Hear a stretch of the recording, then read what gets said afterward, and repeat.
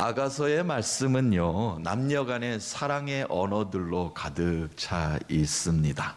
그 언어들을 통해서, 그 말들의 글들을 통해서 하나님과 인간의 언약적인 사랑이 무엇인가, 하나님이 우리를 어떻게 사랑하시는가, 하나님이 어떻게 아름다운 언어로 우리를 표현하고 계신가, 또한 우리는 어떻게 하나님께 그 사랑의 고백에 답해야 될 것인가를 우리에게 제공해 주는 그런 노래가 있는 사랑의 언어가 담겨진 책이다 라고 말을 할 수가 있습니다.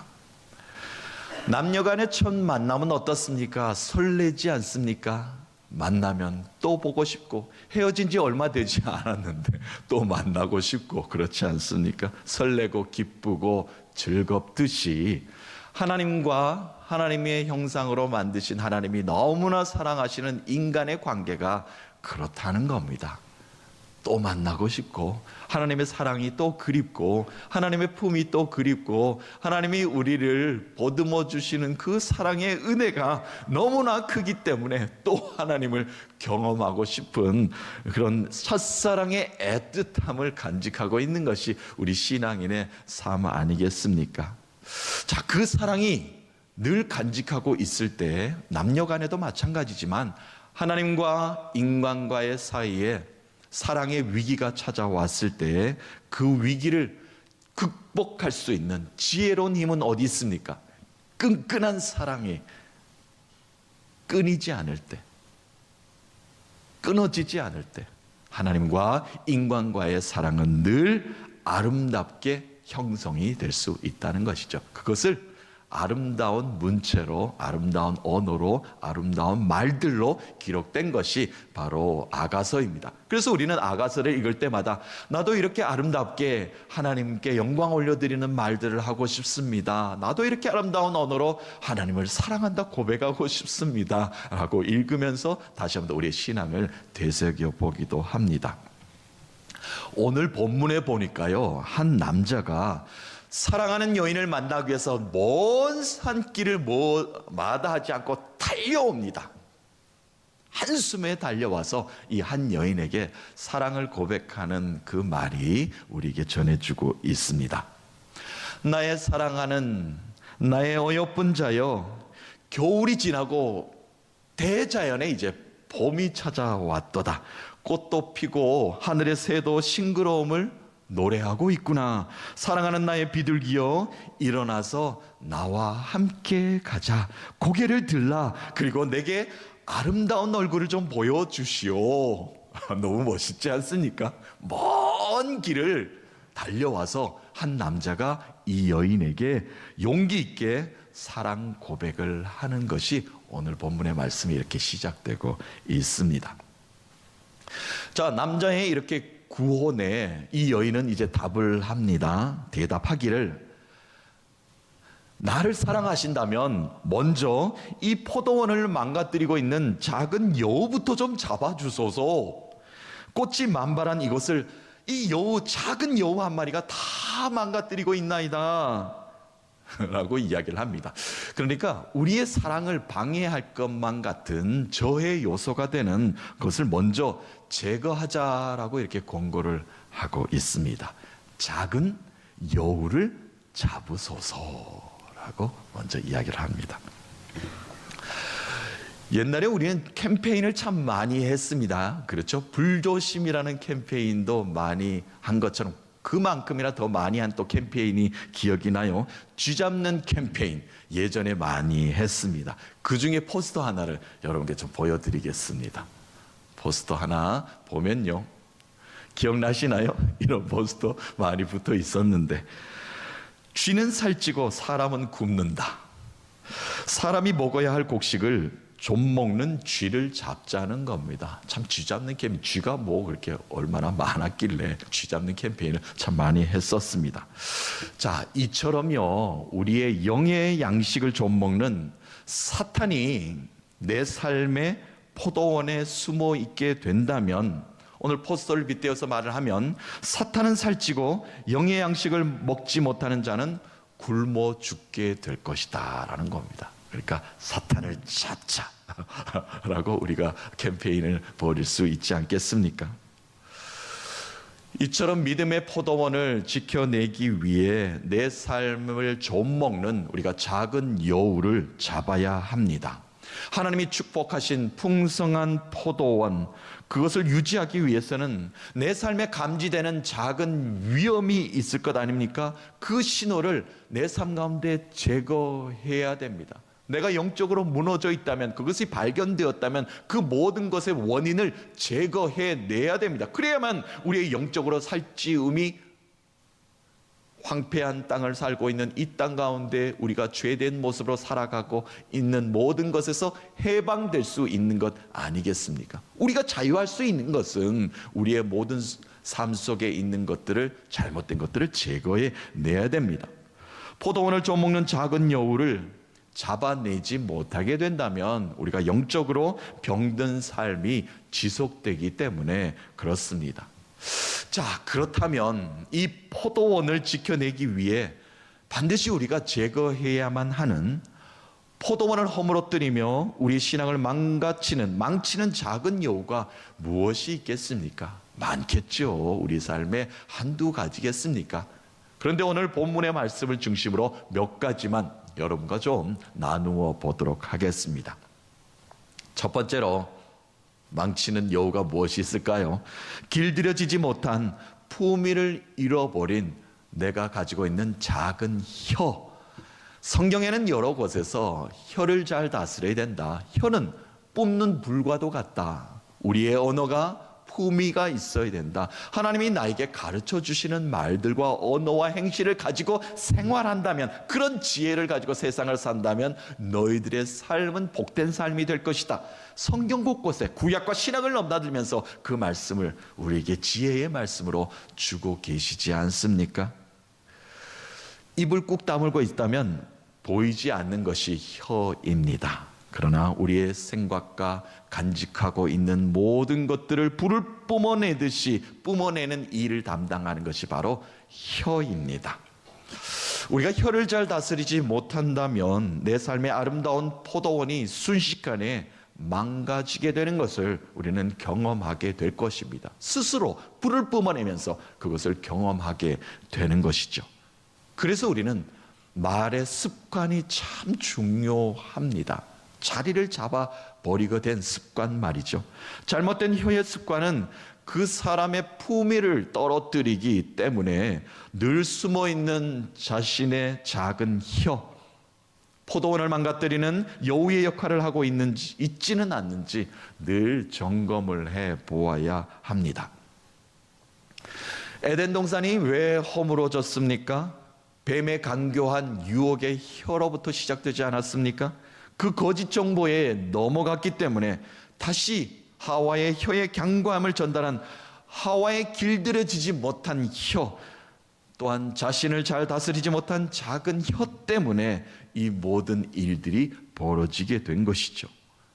그 혀는 하나님을 대적하는 어리석음으로 이어졌고, 그들은 그 대가로 아름다운 동산에서 추방되었습니다. 가짜 뉴스, 가짜 정보, 잘못된 말 한마디가 풍성한 포도원을 쑥대밭으로 만들었습니다. 혀를 제어할 수 있어야 합니다. 말의 실수를 잠재워야 합니다. 길들여지지 않는 혀는 모두를 불태우고도 남는 큰 재앙을 불러오기 때문입니다.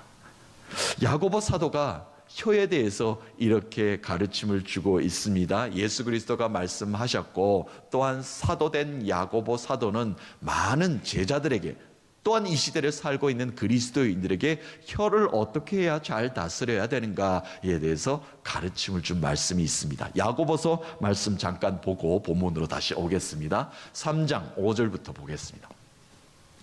이와 같이 혀도 작은 지체로 돼 큰 것을 자랑하도다. 보라, 얼마나 작은 불이 얼마나 많은 나무를 태우는가. 혀는 곧 불이요 불의의 세계라. 혀는 우리 지체 중에 온 몸을 더럽히고 삶의 수레바퀴를 불살라나니 그 살아난 것이 지옥불에 나느니라. 여러 종류의 짐승과 새와 벌레와 바다의 생물은 다 사람이 길들일 수 있고 길들여 왔거니와 혀는 능히 길들일 사람이 없나니 쉬지 아니하는 악이요 죽이는 독이 가득한 것이라. 이것으로 우리가 주 아버지를 찬송하고 또 이것으로 하나님의 형상대로 지음을 받은 사람을 저주하나니 한 입에서 찬송과 저주가 나오는도다. 내 형제들아 이것이 마땅하지 아니하니라. 아멘. 어찌 한 입에서 찬송과 저주가 나올 수 있단 말인가? 내 형제들아 이것이 마땅하지 않다. 포도원을 허무는 혀의 말이 우리에게는 참 위태롭다는 겁니다. 그 혀를 잘 다스려야 된다. 혀는 불을 뿜는 것과 같아. 잠시 뿜었지만 모든 나무를 태우는 강력한 에너지가 그곳에 있기 때문에 그 말을 잘 다스려야 된다라는 말씀을 우리에게 주고 있습니다. 자, 이처럼 포도원을 허무는 혀의 말이 있는가 하면 오늘 이 한 여인을 보니까 이 여인은 현명한 여인입니다. 자신에게 구원하고 멀리서 달려와서 나와 함께 일어나서 나와 함께 살자라고 하는 이 남자의 말을 듣고는 이 여인도 현숙하게 사랑의 고백을 합니다. 이 고백은 청혼하는 남자의 마음을 참 기쁘게 하게 되겠죠. 이 말씀이 오늘 본문 말씀에 있는데요. 16절, 17절 말씀입니다. 내 사랑하는 자는 내게 속하였고 나는 그에게 속하였도다. 그가 백합화 가운데에서 양떼를 먹이는구나. 내 사랑하는 자야, 날이 저물고 그림자가 사라지기 전에 돌아와서 베데르산의 노루와 어린 사슴 같을지니라. 아멘. 당신은 나의 소유입니다. 사랑하는 자여, 내게 다시 돌아와서 멋있는 저게 들의 동물들처럼 나에게 멋있는 모습으로 서 주소서 라고 이렇게 이 여인도 사랑을 받고 사랑 고백을 하는 모습이 되겠습니다. 우리는 하나님께 너무나 사랑을 많이 받은 자들이지요. 구원의 은총 그것 하나만으로도 우리는 얼마나 큰 은혜를 입은 자들입니까? 우리도 하나님께, 주님께 이렇게 사랑 고백을 늘 할 수 있어야 합니다. 사랑하는 나의 하나님이시여, 내게 보이소서. 나는 당신의 소유입니다. 우리도 이렇게 고백할 수 있어야 되는 것 아니겠습니까? 주님의 소유가 될 때 우리의 삶에는 열매가 있는 것이죠. 예수님도 말씀하시지 않습니까? 나의 안에 거하라, 나의 안에 붙어 있어라. 그러면 가지가 튼실한 열매를 맺는데 큰 역할을 감당할 것이다. 예수님이 말씀하시는 것처럼 우리도 고백할 수 있어야 됩니다. 주님, 나도 주님의 소유입니다. 끝까지 주님을 붙잡고 살겠나이다. 끝까지 주님을 버리지 않겠나이다. 끝까지 주님을 떠나지 않겠나이다. 주님과 함께 동행하겠나이다. 이 고백을 할 때 듣고 계신 주님은 얼마나 기쁘겠습니까? 먼 길을 마다하지 않고 달려오신 그 주님이 우리 손을 붙잡고 일어나라 라고 말씀하실 때 우리가 이렇게 신앙 고백을 할 수 있어야 될 것입니다. 사랑하는 성도 여러분, 나의 입속에 숨어있는 이 작은 여우, 혀를 잘 다스려서 나의 포도원이 무너지는 일이 없도록, 또한 영적인 습관의 언어와 태도로 주님의 인격을 드러내는 모든 권속들이 되셔서 주님 사랑합니다, 주님의 은혜입니다, 이런 아름다운 신앙의 고백만 하늘에 올려드리는 여러분 되시기를 예수 그리스도의 이름으로 간절히 축복합니다.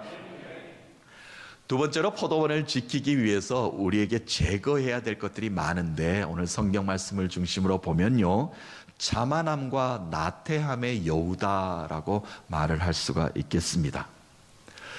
여인이 이 남자에게, 사랑을 구원을 들은 이 남자에게 포도원의 여우부터 잡자라고 말을 꺼내지 않습니까? 그 이유는 이러합니다. 포도원에 꽃이 피었기 때문에 그렇습니다. 꽃이 피었다는 것은요, 곧 열매를 기대하게 되었다는 것을 뜻합니다. 혹여 이 작은 여우 때문에 열매 맺는 것이 더딜까봐, 아니요, 열매를 맺지 못할까봐 두렵사오니 이 여우부터 잡읍시다, 없앱시다, 제거합시다 라는 말을 먼저 합니다. 오늘 15절 말씀 이러합니다. 15절 말씀 읽어보면요, 우리를 위하여 여우, 곧 포도원을 허는 작은 여우를 잡으라. 우리의 포도원에 꽃이 피었음이라. 아멘. 포도원에 이제 꽃이 만발하면요, 많은 사람들이 지켜보면서 이런 생각을 하겠죠. 아, 풍년이 들었구나. 농사가 이번엔 잘 되겠구나. 꽃이 핀 포도원을 바라보며 많은 사람들이 탐스러운 열매를 이제 기대하게 될 것입니다. 그런데요, 웬걸 생각하지도 못한 복병이 굴 안에 숨어 있었습니다. 숨어 있던 여우가 꽃이 핀 것을 보고서는 뿌리와 줄기를 한순간에 갉아먹기 시작을 합니다. 그렇게 되니까 꽃은 시들고 열매는 기대할 수 없게 되어 버렸죠. 이처럼 내 삶에도 꽃은 피었으나 자만과 나태함과 신앙의 방심이 포도원을 허무는 주범이 될 수 있다는 것입니다. 꽃이 필 때, 무엇인가 잘 되는 모습을 보일 때, 부흥할 때, 은혜로울 때 포도원을 더 돌보며 지켜내야 됩니다. 그것이 바로 우리의 믿음의 눈으로 바라볼 수 있어야 됩니다. 그래서 항상 개개인이 자신의 신앙을 잘 점검하는 삶이 되어야 됩니다. 구원을 받았으니까 나는 그냥 예배 출석만 하면 되겠지, 그냥 이대로 시간만 가면 나는 이미 천국 열차에 타고 있으니까 천국 가는 것은 문제 없겠지. 아닙니다. 예수님이 그것을 이 땅에 오셔서 말씀하지 않았으니까 천국은 그렇게 쉽게 가는 것이 아니다라고 우리에게 말씀하셨습니다.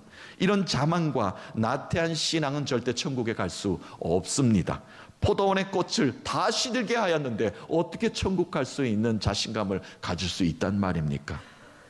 늘 경건 훈련해야 됩니다. 성숙한 신앙의 자리를 지키는 자세와 태도를 우리가 가지고 살아야 됩니다. 그것이 하나님이 주신 복, 축복의 땅, 이 아름다운 풍성한 포도원을 아름답게 하나님께 영광 올려드리는 삶이 될 수 있기 때문에 그렇습니다.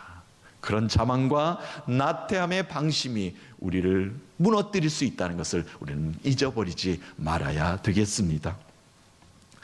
한 사람을 소개합니다. 노년에 자신의 삶의 끝에 자만과 나태함을 깨닫게 됩니다. 내가 산 것이 자만하였다, 나태하였다, 하나님보다 먼저 앞서 있었던 나의 잘못을 고백합니다 라고 괴로워했던 다윗, 여러분 아시죠? 다윗은 시편을 통해서 또한 여러 곳에서 내가 살아갔던 모든 것들, 하나님께 나태하였고 하나님이 주신 복에 내가 타다르지 못하고 잘못된 모습을 너무나 보였나이다. 이제서야 내가 깨닫게 됩니다. 이제서라도 내가 온전히 하나님만 바라봅니다 라고 다윗은 고백을 했습니다. 우리가 아는 다윗은 참으로 복을 많이 받은 자 아닙니까? 하나님께서 어려운 상황 그때마다 그와 함께 하셨기 때문입니다. 하나님께서는 다윗이 참여하는 전쟁마다 다 승리케 하셨고 많은 땅들을 정복해 만들어 주셨습니다. 수많은 이웃 나라들이 이스라엘을 부럽게 만들었습니다. 풍요롭고 부강한 나라 다윗의 왕권에 꽃이 만발하였습니다. 그것이 바로 다윗이 받은 복이지요. 그러나 이러한 복은 다윗의 시선이 하나님께만 있을 때만 가능한 일이었습니다.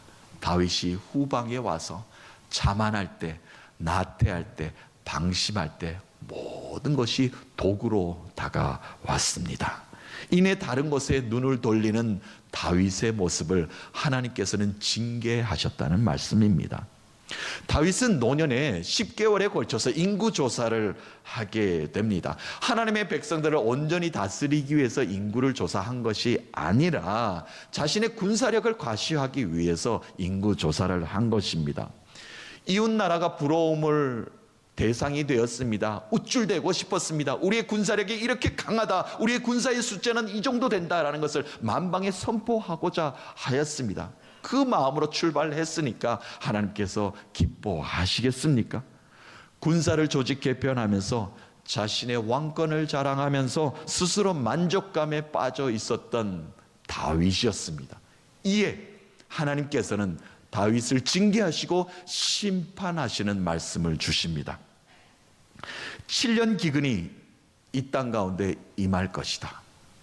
농사를 짓지 못하고 비가 오지 못하면 엄청난 재앙이 따르는 것 아니겠습니까? 또한 두 번째로 석 달 동안 원수들에게 도망다니는 왕이 그런 신세가 될 것이다. 세 번째로 이 땅에 사흘 동안 전염병이 돌게 될 것이다. 이 세 가지 다 무서운 질병이다, 심판이다. 이 셋 중에 하나만 택하라. 그 하나도 너에게 큰 재앙이 될 것이다 라고 다윗에게 깨우침을 줍니다. 다윗은 그제서야 자신이 하나님 앞에 잘못 서 있다는 것을 깨닫게 되지요. 자신에게 제거해야 할 무엇인가 있다는 것을 깨닫게 되었으며 죄책감에 괴로워하게 됩니다. 사무엘하 거의 마지막 장에 24장 10절에 이 다윗의 고백이 고스란히 담겨져 있습니다. 한번 보도록 하겠습니다. 다윗이 백성을 조사한 후에 그의 마음에 자책하고 다윗이 여호와께 아뢰되 내가 이 일을 행함으로 큰 죄를 범하였나이다. 여호와여 이제 간구하옵나니 종의 죄를 사하여 주옵소서. 내가 심히 미련하게 행하였나이다 하니라. 아멘. 다윗은요 자신의 잘못을 회개함으로 하나님께 용서를 구하였습니다. 포도원을 지키기 위해 제거해야 될 자신에게 있는 작은 여우가 무엇인지를 알았다는 것입니다. 자, 회개하니까 하나님의 축복이 다윗의 왕권이 계속해서 솔로몬을 통해서 그 왕권이 이어간 것 아니겠습니까? 자, 그러나 다윗처럼 이렇게 깨우침을 좋을 텐데 죄를 지어도 찔림이 없고 잘못된 길에 들어서 있음에도 걸음을 멈출 생각도 없고 세상의 유혹에 많은 부분이 노출되어 있음에도 무감각해진 신앙의 작은 여우를 우리가 끝까지 안고 산다면 시간이 지나면서 더 큰 화를 당하게 될 것입니다. 갈라디아서에 이런 말씀이 있죠. 적은 누룩이 온 동이에 퍼지느니라. 무슨 말씀입니까? 작은 죄를 방치하고 그냥 내버려 두면 온 지면을 죄로 물들이게 된다는 뜻이 되겠습니다. 포도원을 허우는 여우는 아주 작은 여우다라고 표현되어 있어요. 용맹스럽고 우리 눈에 보이는 큰, 우리를 삼킬 사자도 아니고 눈에 띄는 큰 코끼리와 같은 동물도 아닙니다. 작은 여우는 몰래 굴을 파고 포도원에서 숨어서 지냅니다. 그래서 필요할 때 나와서 무너뜨리고 망가뜨립니다. 농부의 눈을 피해 조금씩 뿌리를 파헤치고 줄기를 갉아먹습니다. 우리의 삶에 이런 징후가 나타난다면 빨리 손을 써야 합니다. 그런데 내버려두면 이내 모든 밭이 망가지게 되어 있습니다. 신앙에 무감각해진 여우를 잡아야 합니다. 제거해야 됩니다. 죄에 무감각해진 나의 신앙의 여우, 방치해둔 작은 여우가 포도원을 엉망으로 만들고 있지는 않았는지 나의 신앙을 예배를 통해서 다시 점검해 보아야 합니다. 사랑하는 성도 여러분, 한 가지 우리도 한 주간 신앙 캠페인을 한 가지 좀 했으면 좋겠습니다. 지난주에는 숙제도 내어주었는데 오늘은 캠페인을 여러분에게 나누어 줍니다. 쥐를 잡자, 그 포스터 기억나시지 않습니까? 내 안에 있는 작은 여우를 잡자, 이 캠페인을 좀 벌였으면 좋겠습니다. 내가 다스리지 못하고 있는 혀의 작은 여우들, 자만과 나태로 방심하고 있는 여우, 또한 죄에 무감각해져서 버린 내 속에 숨어있는 작은 여우, 그것을 제거하는 한 주가 되었으면 좋겠습니다. 그래서 더 이상 나의 신앙을 좀먹는 일이 없도록, 더 이상 내 삶에 포도원을 허무는 자가 그런 일이 없도록 내가 다시 한번 더 견고한 신앙의 반석 위에 설 수 있도록 여러분들 우리 신앙을 한번 체크업해보는 한 주가 되었으면 좋겠습니다.